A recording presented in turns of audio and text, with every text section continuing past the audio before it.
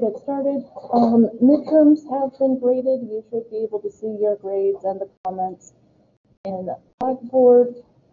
The last presidential debate is scheduled for, I believe, this Thursday. Assuming you can get through it without wanting to throw something at your TV. If you write something up about this debate, you can also get extra credit.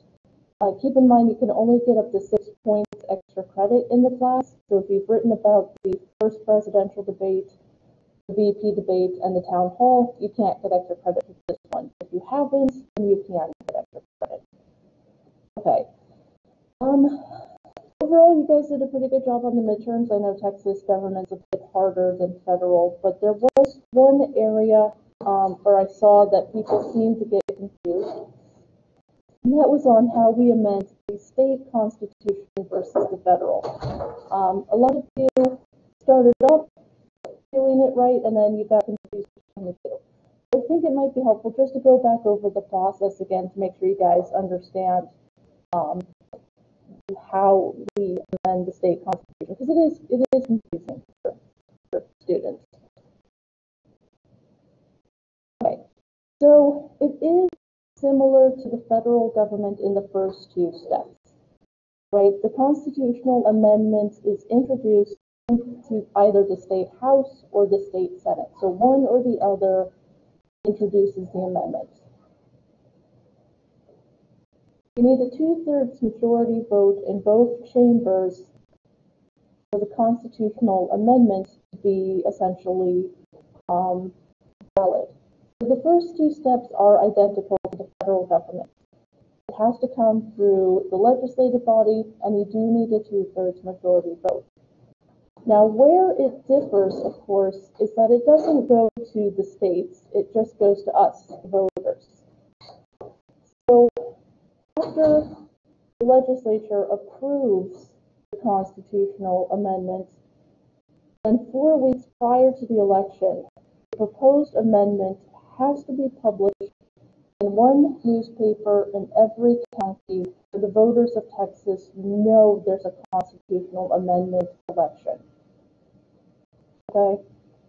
So it goes from the state legislature to the news, and then we approve it through a simple majority. So it gets published in a newspaper in every county, and then we say yes or no in a special election in November. So let's say next year, 2021, the state legislature introduces a constitutional amendment to allow medical marijuana. The amendment would be published all across the states, and then we would say yes or no. So this is where we differ from the federal government, right? It doesn't have to go to the states, it just has to go to us, the voters. Right, does that make sense? Okay. I know it's confusing, and people tend to complicate the two, but this is basically the difference. Okay. So now we're going to start on bureaucracy, which for most students is their least favorite chapter. It's hard to make bureaucracy really interesting for students. It is important. We do need to understand how our state bureaucracy works, the complications, the different types. Again, for most students, this is not the most interesting part of the lectures. But nonetheless, we will be talking today about how bureaucracy functions and some of the functions of different state bureaucracies. All right, so there's this inherent contradiction of bureaucracy and social programs. Some people that prefer programs that are seen as social progress, but then others are considered suspicious or a waste of money. The reality is, the more programs you create, the bigger your bureaucracy has to get. You need more people to regulate new programs. individuals who want more programs, less government, aren't going to get what they want. You can't create a new set of programs and reduce the size of the government. It's just not going to work. Here in Texas, our bureaucracy tends to focus more on tax cuts, business interests, and less regulations, rather than increasing money on Medicare, Medicaid, welfare, and so on. We tend to like to keep our bureaucracy smaller compared to other states. And the bureaucracy in general is essentially an organization that has very rigid structures and rules. Think of the Department of Public Safety, for example. When you go in to get your driver's license, there's a form you have to fill out, right? There's certain documentation you have to show. They can't grant an exception. They can't break the rules. The bureaucracies have very strict structures and very strict rules. They also tend to be very hierarchical. Most power is held at the top by a small group of people. People in middle and low-level management don't have a lot of power. When you're talking to someone at the Department of Public Safety and you say something like, "Can't you just make an exception this one time?" and they say no, the reality is they probably can't. They probably don't have the ability to be flexible, to change the rules a little bit. Yeah, they're the lowest person on the totem pole, so they don't really have the ability to go against their supervisors.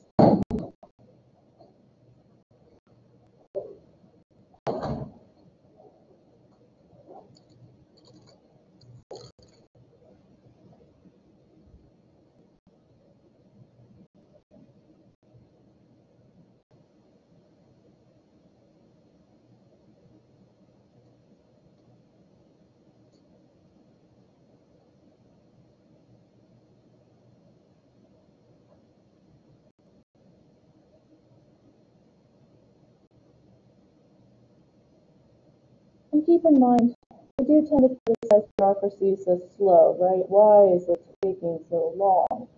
Part of it is because the people at the top aren't really thinking about the practical realities on the ground.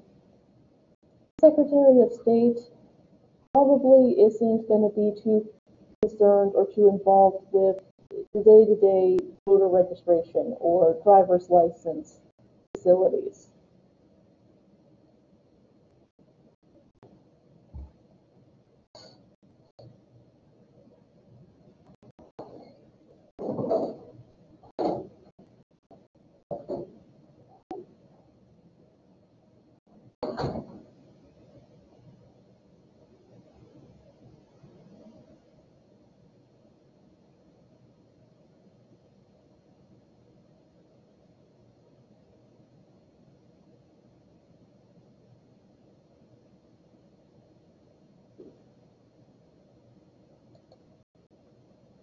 All right, so some definitions to keep in mind when we're talking about these issues.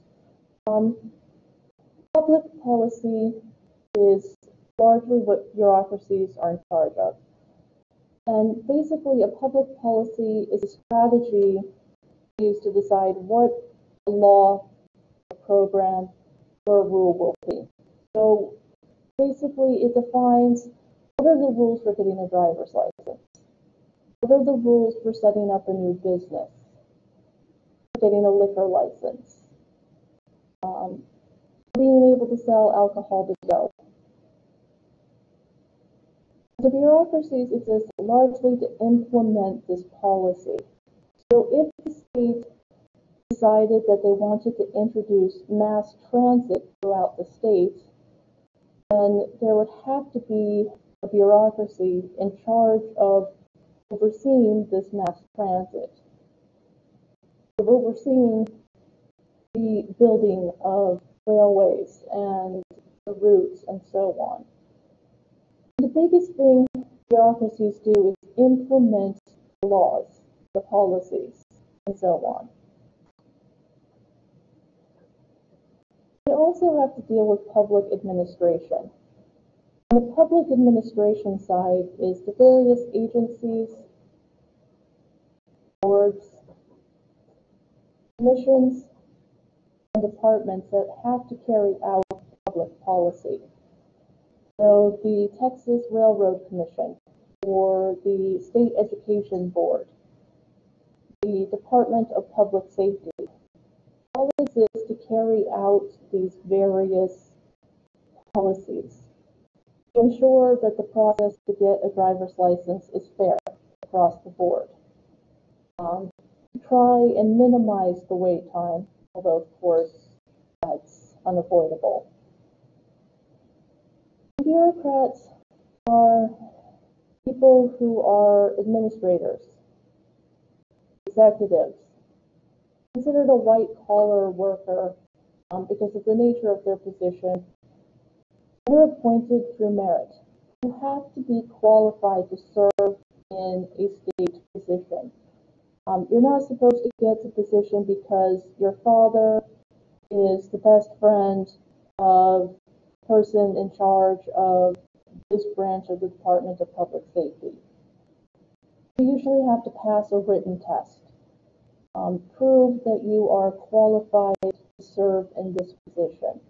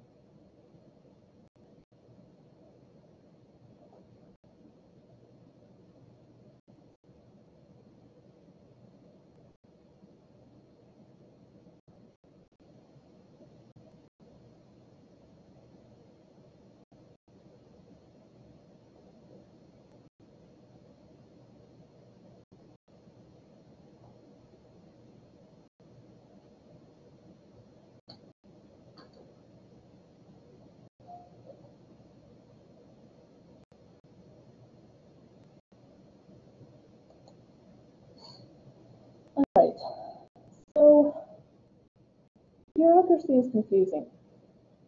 We look at it and we're like, who's in charge of what? What's this policy here? Why does this policy here? Why are there changes to the rules for driver's licenses? Right? There's three characteristics that explain why there's so much confusion. One, there's no single uniform organizational pattern. They're all run differently. They all have to be run differently.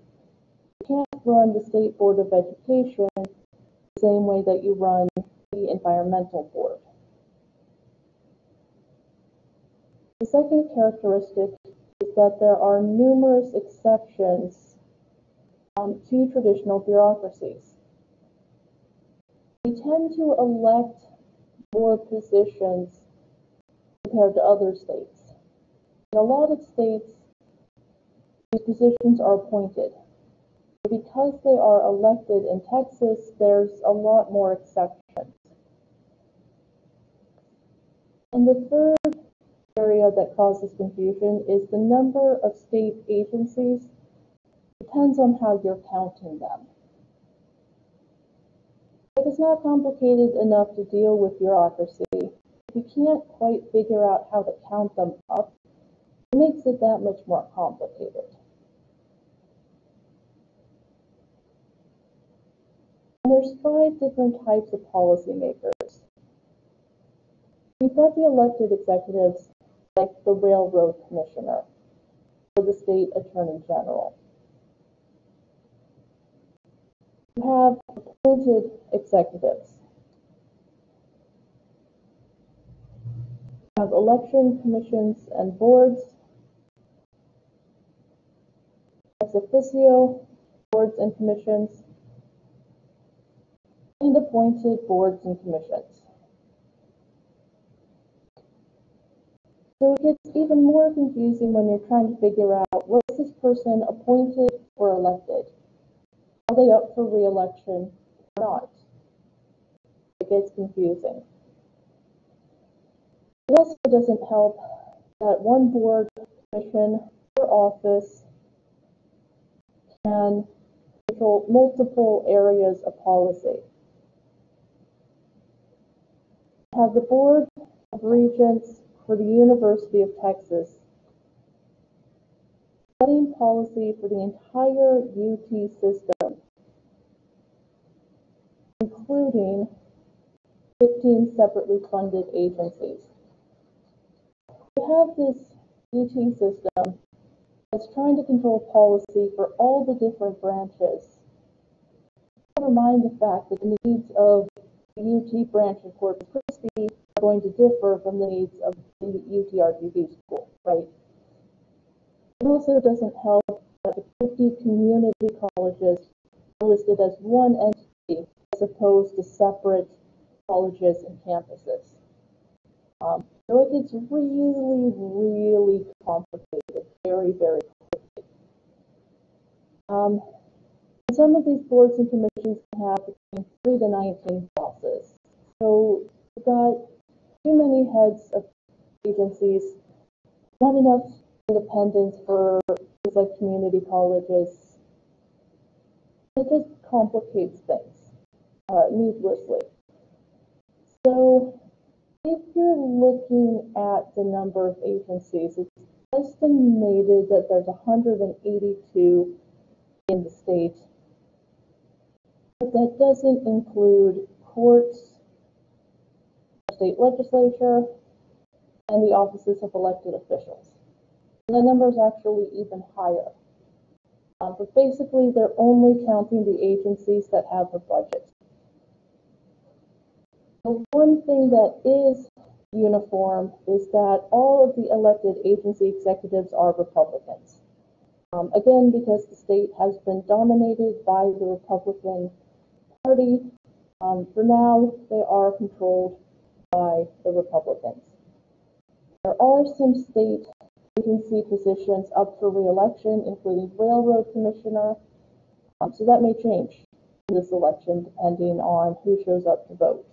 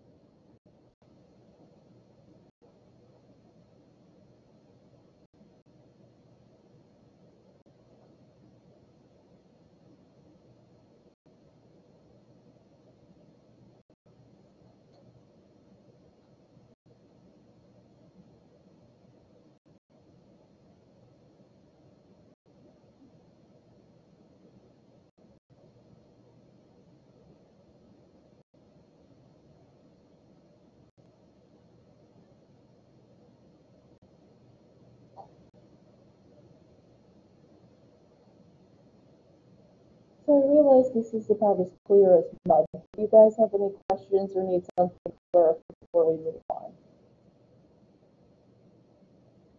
Okay, any questions online?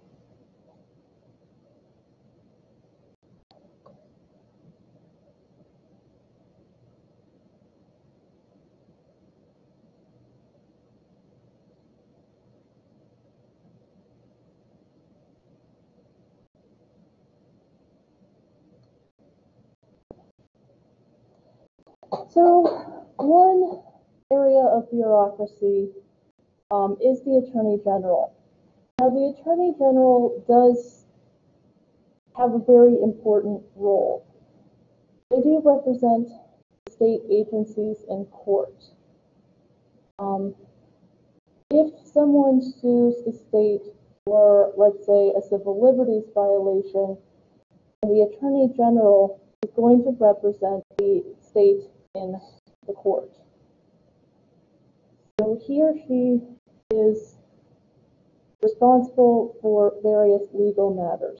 So if Texas tries to restrict abortion rights, it's going to be the state Attorney General making the arguments against it in court. For example, when Texas tried to essentially prohibit abortion because of the COVID outbreak, it was our state Attorney General who was trying to argue why it should be restricted. And the courts have shut some of that down. They've basically said that medical abortions, which can be done with the abortion pill, cannot be restricted right now. The state Attorney General will issue opinions on the legality or constitutionality of existing legislation or proposed legislation. Now, their opinions are not considered legally binding, but they're pretty rarely challenged in court. So essentially, they carry the same weight as a state Supreme Court decision. Usually what they say goes.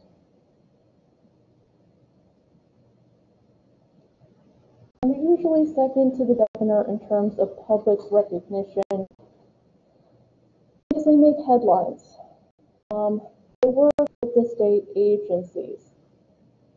And when Texas ends up in the national news because of something like abortion restrictions, the state Attorney General is someone they talk to. Why are you pushing for this motion? Why are you challenging this in the courts? And they do tend to seek publicity. They want to be the face of Texas, especially right now, the conservative voice Texas. So they do often tend to run for governor. Our current governor, Greg Abbott, used to be the state Attorney General. It was actually kind of a stepping stone position for the Attorney General.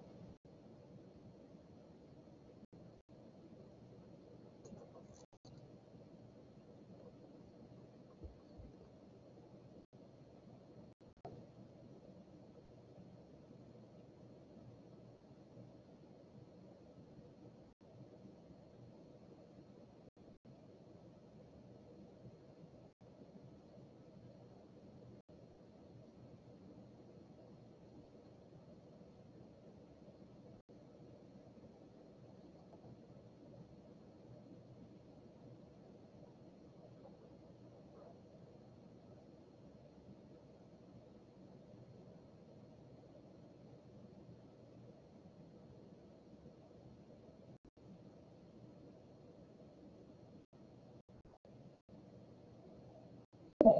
Another important bureaucrat is the controller of public accounts. So they are in charge of administering the state's tax system, looking at state business taxes, property tax, and sales tax. They also look at the account records for state agencies. Are they accurate? Are they reporting correctly? Are there irregularities in their reporting? So they basically make sure the state agencies are not mishandling their budgets and that taxes are being properly administered and paid. They also issued a tax stamp that allows for the sale of alcohol and tobacco products. Without this stamp, a store cannot sell cigarettes, e-cigarettes, or alcohol. So they do have to get not only a liquor license, but they have to be basically qualified in making sure they're paying their fair share of the alcohol and tobacco tax to the state. They're also responsible for collecting the state revenues and guarding them, making sure they are not mismanaged or that $100,000 doesn't suddenly disappear. Essentially, they're in charge of oversight, making sure the money is collected properly, that no one's violating state tax policies, and that the money is where it's supposed to be. So if you go on the controller's website, there is a list of the state's agency expenditures. You can see where your tax money is going. You can see where the money is being spent for parks and wildlife, for public safety, for the state Homeland Security Department. Which is good, right? Because we need to know where our money is going.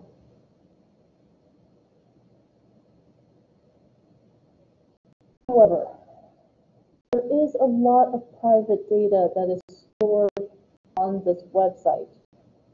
It can be extremely problematic if that data gets leaked. In 2011, Susan Combs, who was the state controller, their office somehow exposed critical information like social security numbers, 3.5 million Texans, including most state employees and public school teachers. Because of this breach, people had access to their financial documents, address, social security number, and so on. Obviously, this was a huge problem for the state, right? Because now that information is out there, and now you may have to deal with somebody stealing your identity or problems with people showing up at your house.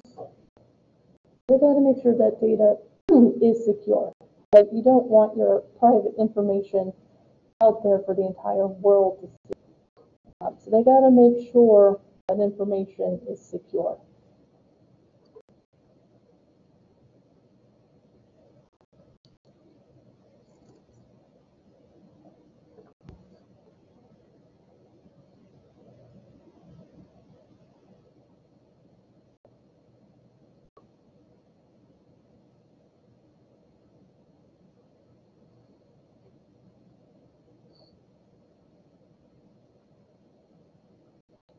And unfortunately, we do tend to see this happening in a lot of companies. Data breaches where information gets released, like credit card information and so on.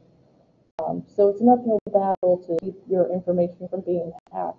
But it doesn't help when the state's supposed to control your information and oops, all your info's out there.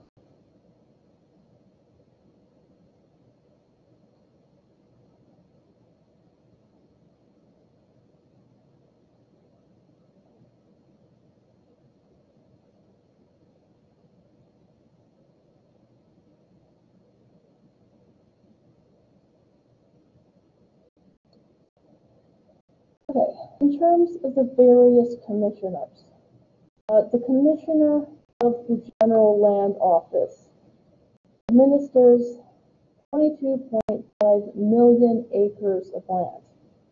Texas is a very large state, right? They're going to have their work cut out for them, dealing with issues of land management. So there are three areas of land management responsibilities. The first is supervising the leasing of all of the state-owned lands that are used for oil and gas production, mineral development like mining, and grazing. The first part is keeping an eye on the land that is leased for various uses. The second responsibility is administering a veterans land program. The state will allow veterans to buy land with loans that are backed by state bonds. They get a lower interest rate, and they get a better deal. They're in charge of keeping an eye on this land program. And their third area of responsibility is to maintain the good environmental quality of the public lands and waters, especially along the coast. We get a lot of visitors to the Gulf of Mexico, people coming to South Padre Island or Galveston, right? And you don't want them showing up and seeing completely filthy water, trash everywhere, etc., right? You want it to be clean. They do have a lot of responsibilities. There's also a Commissioner of Agriculture who enforces the weights and measures standards for agriculture, determines the safety of pesticides, which is even more critical these days because of issues with the endangerment of bees who help produce honey. And they're also going to look for places we can send Tex products, right? Selling of Texas cattle, corn, produce, and so on. So they're basically in charge of regulating and promoting our agribusiness. While the state has moved away from agriculture, in some ways it is still a big part of the economy. There's still a lot of ranching and farming in Texas.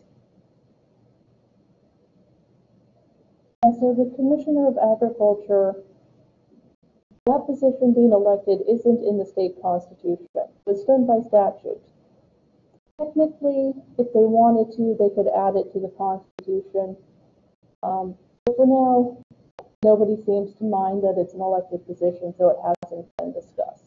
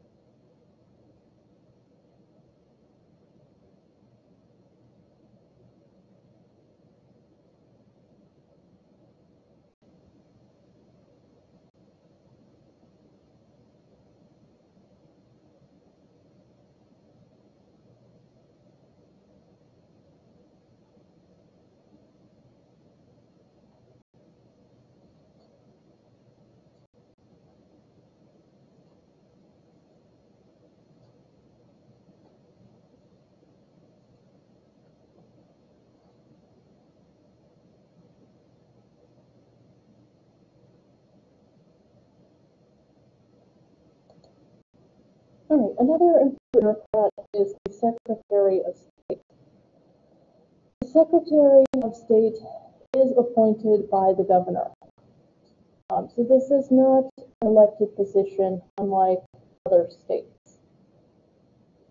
So the Secretary of State, one of their important duties is to affix the governor's signature on various proclamations, commissions, and certificates. So if the governor declares a new holiday, the Secretary of State will put the governor's signature on it. The very important role that they play is on certifying elections. After the primaries are over, the parties have to send a list of the winners to the Secretary of State they are certified to move on to the next election. After the general election, the Secretary of State has to certify the results of the election. He or she also has to maintain the records of campaign spending. Every candidate is required to file forms showing how much they're spending. So that goes to the Secretary of State. He or she also keeps the list of registered lobbyists throughout the state and updates it as necessary. The list of lobbyists is available online. You can see the name, the company they represent, and where their office is located.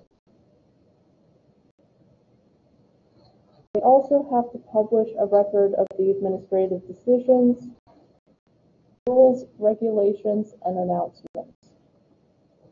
They do a lot of the political work in the state, keeping an eye on campaign spending, who's lobbying, who's certified as having won in a primary or a runoff election, making sure there aren't irregularities with elections or potential vote tampering.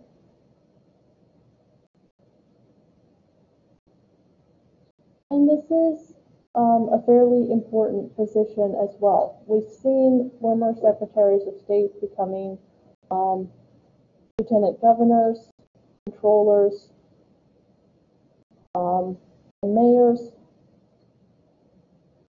We've actually even seen some of them going on to serve as ambassadors to Mexico because of the cross-border relationship Texas has, and a trade negotiator for the President of the United States. The Texas state officials get a lot of national attention. They get a lot of popularity. They often end up working in federal government at some point.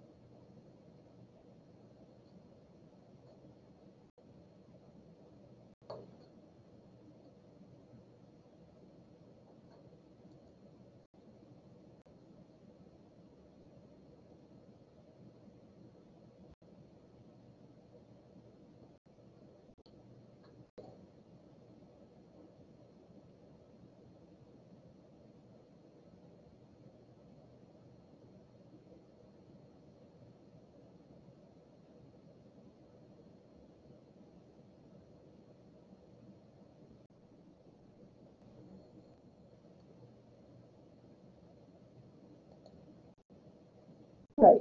In terms of some of the various boards and commissions, the Texas Railroad Commission is an important one because they're in charge of regulating the mining, gas, oil, and coal industries.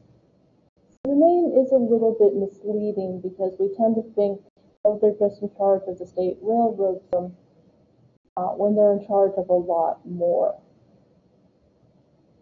They are in charge of intra-state transportation. So that means the buses that go between cities in Texas, moving vans that operate within the state, different trucks and tow trucks. So they're in charge of transportation within the state. They can control the city buses or the city rail systems that we see in cities like Austin, Dallas, and so on. There's also a state board of education. It's made of 15 members who are elected across the state. They're in charge of the public schools and selecting the textbooks, This does get controversial because the majority of the members are conservative. There has been some controversy about the textbooks they choose. At one point, they were looking at choosing a textbook that basically downplayed slavery, minimized harm that was done, and there was a lot of criticism of whitewashing history. So it can get controversial, and there can be pushback when they pick a book that's pretty biased. They do get some attention as well. There's also what's called an ex officio board. Basically, they're made up of members who hold another state office. For example, the Bond Review Board, that has the governor, the lieutenant governor, the state controller, and the speaker of the House, and they're in charge of reviewing the state's debt financing. What are we spending bond money on? Is this important or not?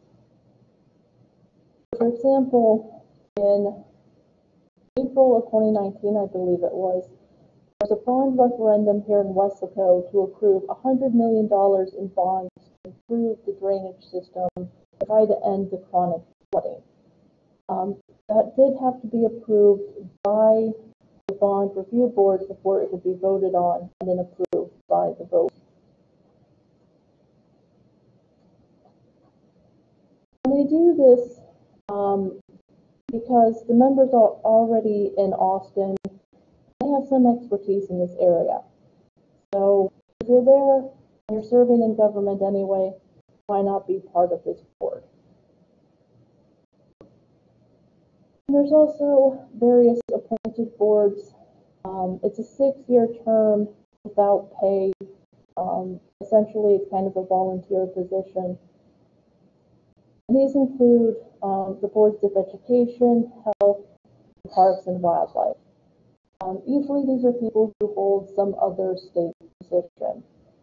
Someone who works in the Department of Parks and Wildlife may be part of the board, overseeing things like safety, hunting and fishing licenses, environmental issues, and so on.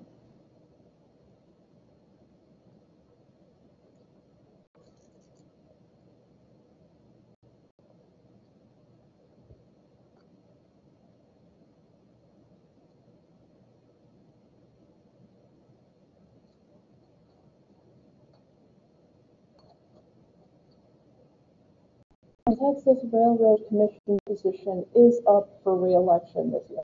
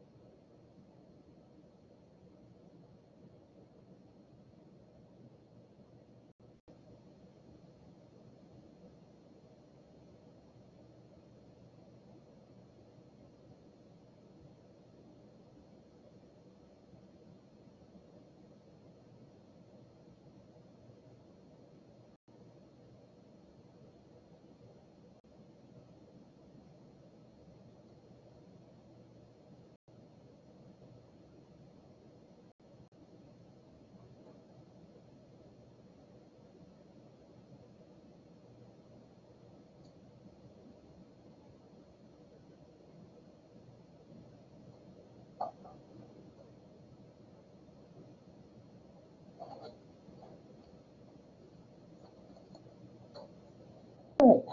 So, what are the connections between these citizens, right? When we see them, they're out there, but what impact do they have on us, right? Well, the Public Utility Commission is one that we might interact with somewhat. They're the ones overseeing the various electricity and telecommunications companies in Texas. Texas is unique in that we do have a choice in who our electricity provider is. In some states, it's one. Florida, for example, is just Florida Power and Light. There's no competition. Here, there is, right? So you need a commission to make sure the companies aren't engaging in price gouging or not providing services you're paying for. If all of a sudden you see your telephone service being switched, or Spectrum promises you one price and then they charge you another, you can file a complaint about that. They do try to do a little bit of bait and switch, unfortunately, but if it's really egregious, you can file a complaint and say, look, my electricity company said I'd be charged this rate, and then all of a sudden it doubled. What's going on? There's also the college governing board that appoints the university presidents for University of Texas and A&M. They're in charge of the tuition costs. Usually they try not to rapidly increase the cost of tuition because that's really hard for students. They're in charge of helping to grant tenure to faculty. Tenure is essentially job security. If you've been teaching at a school that has tenure long enough and you get it, essentially you have to do something pretty bad to lose your job. They're also in charge of approving new buildings on campuses. So if South Texas College wants to build 2 new buildings, then they have to talk to the college governing board, and then they have to find the money.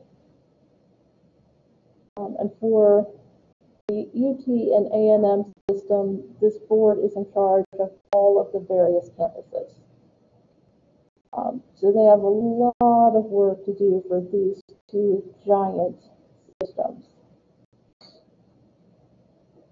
There's also the Parks and Wildlife Commission that will set the fees for hunting and fishing licenses, the charges for entrance to a state park or campgrounds.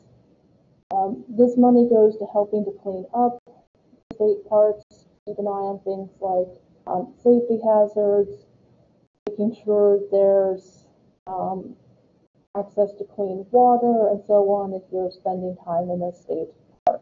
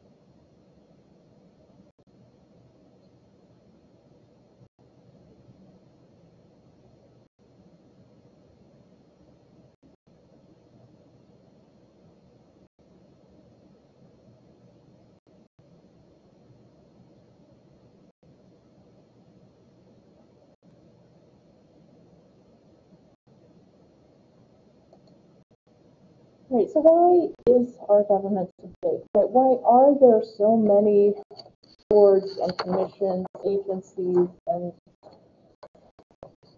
bureaucracies? Part of it is just a natural result of the expansion of the federal government. With the Great Depression, it became clear that states could not handle an economic crisis on their own. The federal government had to step in and create Social Security, had to create unemployment benefits, had to create insurance deposits, right? Part of the reason people lost all of their money in the Great Depression was the banks were using deposits to engage in speculation in the stock market, and everybody lost their money. So this is where the FDIC came into place, where our deposits, our accounts are protected even if a bank goes under. And post-World War II, we had the creation of Medicare, Medicaid, the Clean Water Act, the Clean Air Act, welfare programs, education programs. So the bigger the federal government, the bigger the state government has to get. You have to have a state Social Security office, a state Medicare office, a state Medicaid office. So inevitably, when a new agency is created in the federal government, the states have to respond. The federal government creates the Department of Homeland Security. Texas has to create its state version. The Affordable Care Act is created. Texas has to set up its marketplace.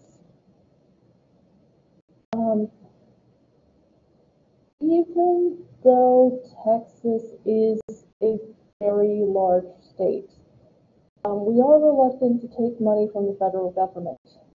We're reluctant to spend the money we could possibly get.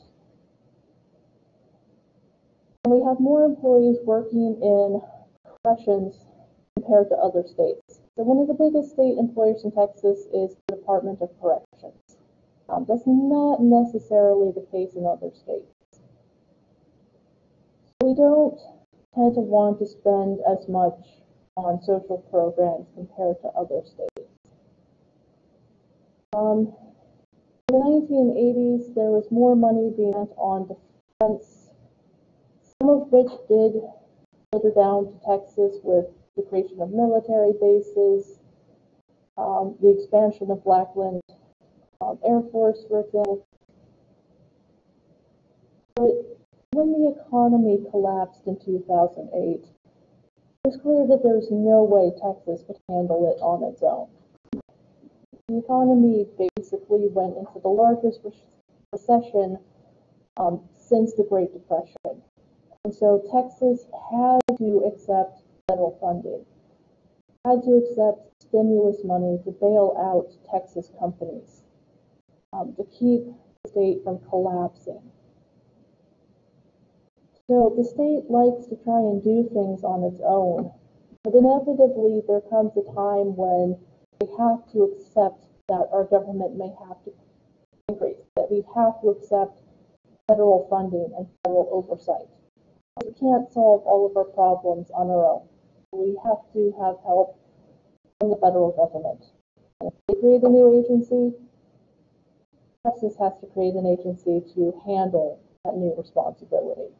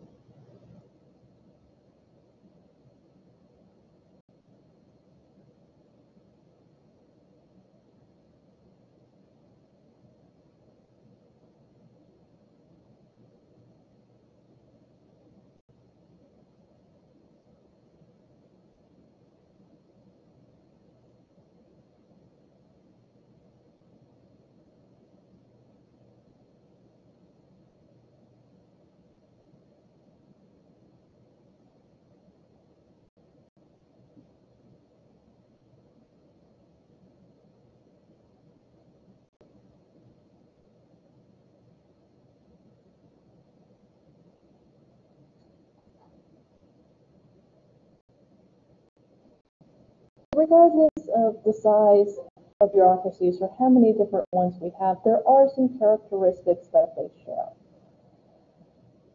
There's a lot of confusion because of overlapping jurisdiction.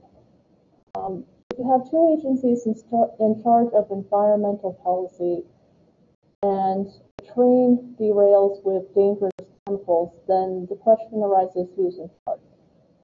And it can get confusing over who's in charge of what, and also where do I go, right? We have basically two separate entities, one to grant driver's licenses and one for car registration. In other states, it's one building. In other states, you'd walk in and you'd go to the left for driver's licenses and right for registration. Right here, it's two separate entities, so that does get confusing. There's also a tendency to hire, fire, or promote from within. Now, usually it's supposed to be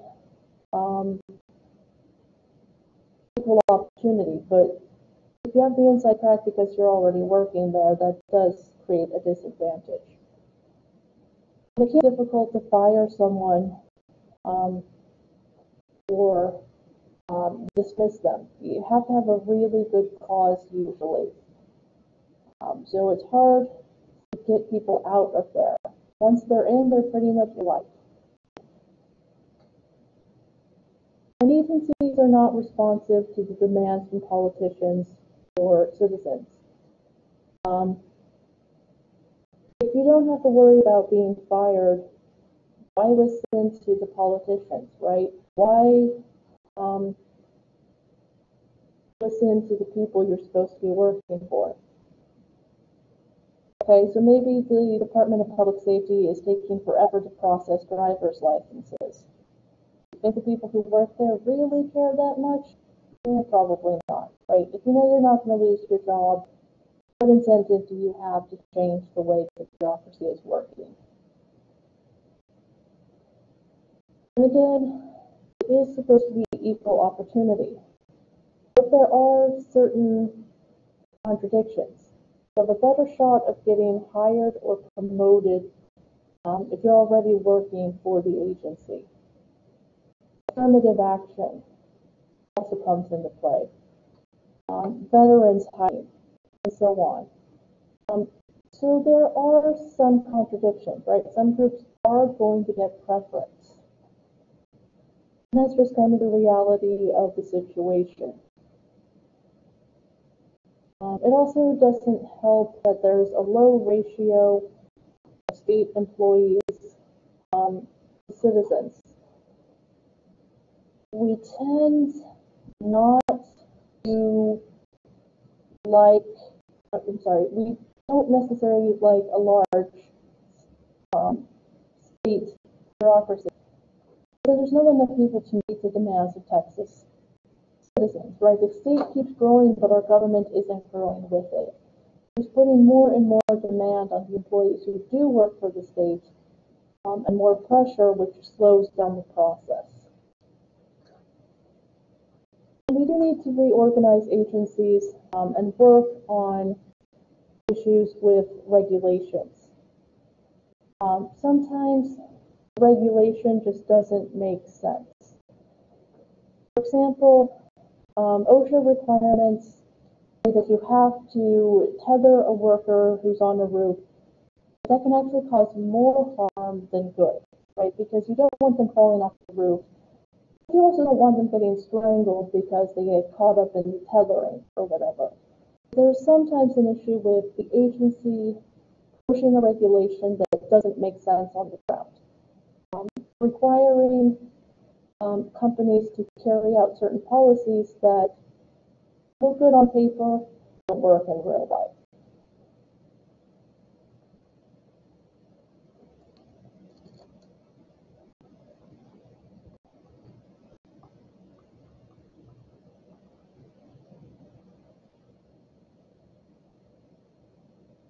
Okay, any questions, comments? Have I sufficiently bored you all enough for today? Okay, we'll wrap up bureaucracy on Wednesday. So read the second half of chapter 8. Remember, the last debate, I believe, is Thursday, the last presidential debate.